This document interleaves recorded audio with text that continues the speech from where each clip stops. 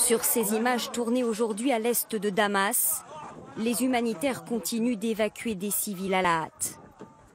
24 heures après la trêve votée par l'ONU, nous avons pu joindre un médecin sur place. Selon cette femme, les bombardements n'ont pas cessé. Ce matin, très tôt, nous avons eu des bombardements de l'aviation et de l'artillerie. Il y a eu plusieurs raids aériens. À l'hôpital, on a eu des blessés et des morts.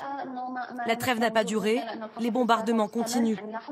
Il y a moins de frappes que les jours précédents, mais les hôpitaux sont toujours ciblés, ainsi que les civils.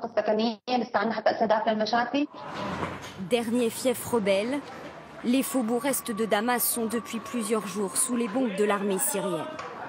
Il y a quelqu'un ici? Ces images ont été tournées hier par une ONG française. Ces humanitaires cherchent des civils à secourir. Monte, monte, monte! Décrit les guides en haut d'un immeuble.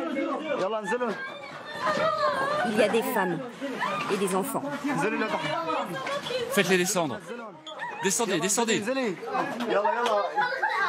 Portez-le. Descendez.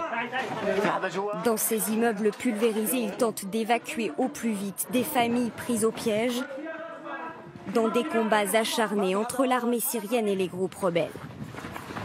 500 civils auraient été tués en une semaine.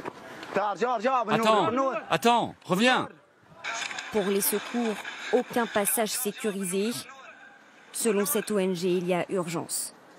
On a besoin d'une réponse humanitaire coordonnée avec les différents acteurs internationaux et surtout sous l'égide de la communauté internationale pour ouvrir des passages humanitaires et acheminer suffisamment de médicaments, suffisamment de nourriture pour nourrir une population de 380 000 personnes.